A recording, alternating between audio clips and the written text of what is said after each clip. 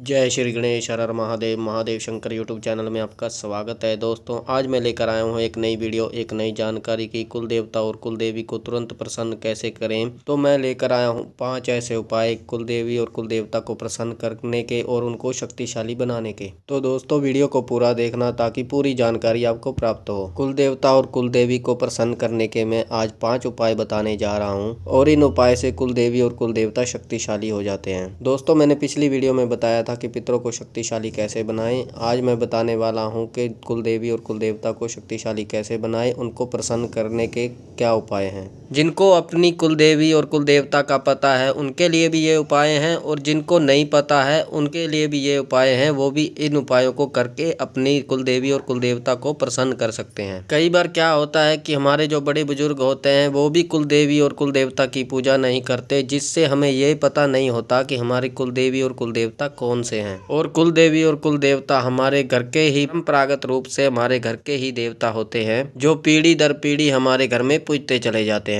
जब हम उनका नाम लेना भूल जाते हैं, जब हम उनका भोग देना भूल जाते हैं, जब हम उनके स्थान पर जाना छोड़ देते हैं या भूल जाते हैं तो वो कुपित हो जाती हैं, क्रोधित हो जाते हैं, जिससे अपना पलायन वो कर लेते हैं हमारे घर से। यानी हमारे घर पे उनका फिर वास नहीं रहता, जिसके कारण क्या होता है कि हमारे घर का सुरक्षा घेरा, हमारे घर का सुरक्षा चक्र टूटता है। क्योंकि कुल देवी और कुल देवता का मेन स्थान जो होता है हमारे घर की चौखट पर होता है, जिसको दरवत माता भी कहा जाता है। और जब भी हमारे घर में नकारात्मक शक्ति प्रवेश करती है या फिर दरिद्रता हमारे घर में प्रवेश करती है या फिर बीमारियां हमारे घर में प्रवेश करती हैं, तो वो बिना रोक टोक के हमारे घर के अंदर घुस जाती हैं। ये इसी प्रकार होता है जैसे मेन दरवाजा होता है, मेन चौखट होती है, उस पर दरवाजा ही नहीं है तो कोई भी आ जा सकता है, इस प्रकार होता है। तो जब हमारे घर के कुल देवी या कुल देवता नाराज होते हैं तो तब ये घटित होता है। आज मैं आपको 5 उपाय बताने जा रहा हूं जो कि बहुत ही महत्वपूर्ण हैं। अगर आप इन उपायों को करते हैं तो निश्चित रूप से ही आपके कुल देवता और कुल देवी आपसे प्रसन्न होते हैं।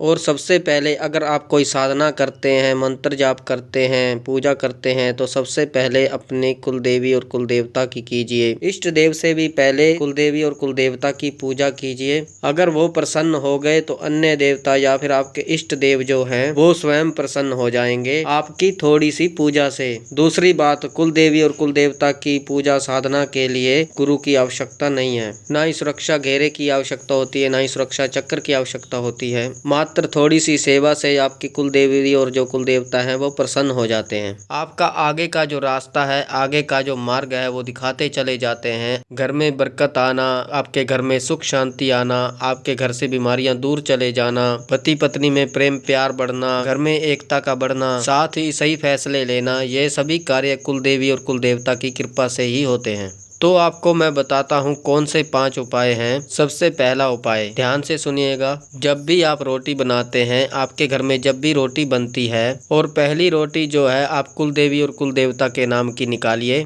अगर आपके घर में कुल देवी और कुल देवता दोनों हैं तो पहल की रोटी आप 2 निकालें, एक कुल देवी के नाम की, एक कुल देवता के नाम की। उनके ऊपर आप थोड़ा सा गुड़ रख दीजिए और हाथों में लेकर अपनी कुल देवी और कुल देवता को याद कीजिए। अगर आपको नहीं पता है कि कुल देवी और कुल देवता कौन है तो आंखें बंद करके उनको ये प्रार्थना कीजिए कि हे मेरे घर के कुल देवता, मेरे घर की कुल देवी, मैं तो अज्ञानी हूँ, मुझे आपके बारे में नहीं पता, ये पहली रोटी जो है आपके लिए है, स्वीकार कीजिए और प्रसन्न होइए। और वो जो रोटी निकालेंगे उसे आप साफ स्थान पर रख दीजिए, मंदिर में एक जगह पर। यानी पहली रोटी जो है आपको निकालनी है, कुल देवी है तो कुल देवी के नाम की, कुल देवता है तो कुल देवता के नाम की, दोनों है तो 2 रोटी आपको निकालनी है। और फिर उस रोटी को कुछ देर रखने के बाद, यानी आधा घंटा रखने के बाद, फिर आप किसी गाय को उस रोटी को खिला दीजिए। अगला उपाय क्या है, जब भी आपकी सैलरी मिले, जो भी आप कमाते हो, चाहे आपका अपना काम है, चाहे आप जॉब करते हो, जो भी आप काम करते हो, तो उसमें से कुछ हिस्सा जो है वो जरूर अपनी कुल देवी और कुल देवता के नाम का निकालना चाहिए। जैसे आप 10,000 कमाते हैं तो आप चाहें तो 10-10 रुपए दोनों के नाम के निकाल सकते हैं, आप चाहें तो 100-100 रुपए दोनों के नाम के निकाल सकते हैं, जो भी आपकी इच्छा हो।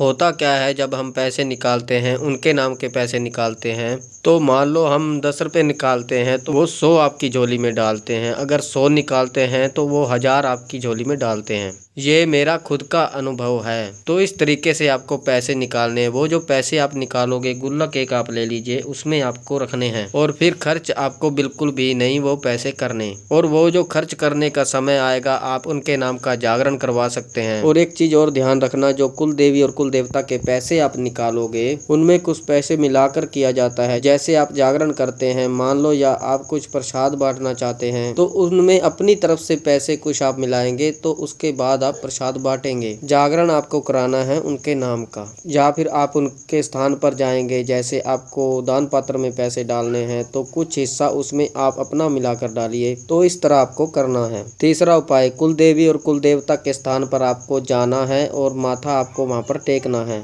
और वहां की जो पूजा विधि है वो आपको करनी है। बिना उनके स्थान पर जाए वो बिल्कुल प्रसन्न नहीं होते, इस चीज का ध्यान रखें। चाहे साल में एक बार जाएं, चाहे 6 महीने में एक बार जाएं, चाहे आप कितनी बार चले जाएं, वो आपके ऊपर है, आपकी इच्छा के ऊपर है, पर आपको जाना जरूर है। चौथा उपाय कि एक दिन ऐसा आप निकालें जिससे आप कुल देवी और कुल देवता का भोग लगा सकें। जैसे मैंने निर्धारित कर रखा है लड्डू, माता दुर्गा के मैं 5 लड्डू लगाता हूँ, थोड़े थोड़े उसमें से तोड़कर अंगियारी पर भोग देता हूँ। एक दिन निर्धारित मैंने कर रखा है मंगलवार का, उसी तरह से हनुमान जी के 2 लड्डू का भोग मैं लगाता हूँ। तो इस तरह आप भी, क्योंकि इसमें 50 रुपए का ज्यादा से ज्यादा खर्चा आता होगा, पर उसका फर्क आपको दिखने को मिलेगा अगर आप इस विधि को अपनाना शुरू करते हैं। और जब भी आप लड्डू का भोग लगाते हैं तो पहले 2 लौंग का भोग आप देंगे, उसके बाद ही लड्डुओं का भोग लगाते हैं। जैसे माता दुर्गा को लड्डुओं का भोग लगाएंगे तो उससे पहले आप 2 लौंग का भोग लगाना है आपको उनके नाम के, फिर लड्डुओं का भोग लगाना है। ऐसे हनुमान जी को पहले 2 लौंग फिर लड्डुओं का भोग लगाना है। अगला उपाय है, यानी 5वां उपाय है, उनके नाम का दीपक जलाना। उनके नाम का दीपक, अगर आपके मेन गेट की चौखट पर आपका कोई स्थान ऐसा है ऊपर की तरफ, जैसे आपने जंगला बना रखा है, आला बना रखा है जिसमें आप दिया रख सको, या फिर आपने कुछ ऐसा लगा रखा है बाहर की तरफ, मेन चौखट की बाहर की तरफ सीधे हाथ पे, जहाँ पर आप दिया जला सकते हो, तो वहां पर आप उनके नाम का एक दिया जलाएं। अगर वहां पर आप नहीं जला सकते तो अपने मंदिर में उनके नाम का एक दिया जलाइए, दीपक जलाइए। और फिर देखिए, अगर आप इन 5 उपायों को करते हैं आपको धीरे धीरे वो सारी चीजें देखने को मिलेंगी। तो बहुत सारे काम करने के बाद भी आपको नहीं मिल रही, यानी कि आपके घर में बदलाव होने शुरू हो जाएंगे, व्यवहार में बदलाव होने शुरू हो जाएंगे, और साथ ही काम धंधे में बदलाव होने शुरू हो जाएंगे। आपके घर से बीमारी दूर हो जाएगी, दरिद्रता खत्म हो जाएगी, आपके घर में सुख शांति होगी और सभी चीजें आपके लिए सही सही होने लगेंगी। फिर आप सोचेंगे कि ये कैसे हो रहा है। कई बार आपको हैरान कर देने वाले चमत्कार मिलेंगे। आप सोचेंगे कि ये तो मैंने सोचा ही नहीं था, ये मेरे सामने हो कैसे गया, और मैंने ये चाहा था और ये मेरे पास आ भी गया। तो आपके जीवन में बहुत बड़े बड़े चमत्कार होने लगते हैं जब कुल देवी और कुल देवता प्रसन्न होते हैं। तो दोस्तों ये 5 उपाय कीजिए और अपनी कुल देवी और कुल देवता को प्रसन्न कीजिए। तो दोस्तों ये थी जानकारी कि कुल देवी और कुल देवता को कैसे शक्तिशाली बनाएं और उनको कैसे प्रसन्न करें। अगर वो रुष्ट हैं तो इन उपायों से वो प्रसन्न होते हैं। तो दोस्तों ये उपाय आप जरूर कीजिए। तो मुझे विश्वास है कि यह जानकारी आपको पसंद आई होगी। अगर आप हमारे चैनल पर नए हैं तो चैनल को सब्सक्राइब करें और बेल आइकन को दबाएं, ताकि जो हम नई जानकारी डालें वो सबसे पहले आपको प्राप्त हो। ज़्यादा से ज़्यादा इस वीडियो को शेयर करें ताकि उन लोगों तक पहुंचे जिनको अपने घर की कुल देवी का नहीं पता है, जिनके घर की कुल देवी और कुल देवता रुष्ट हैं या नाराज हैं, उन तक ये वीडियो पहुंचे और ये उपायों को वो करके अपने कुल देवी और कुल देवता को मना सकें और उनको शक्तिशाली बना सकें, ताकि उनके घर में कोई भी हारी बीमारी, संकट, क्लेश घर में ना प्रवेश कर सके, नकारात्मक शक्ति घर में प्रवेश ना कर सके और वो सुख शांति से रहें, उनके घर में सुख शांति बनी रहे।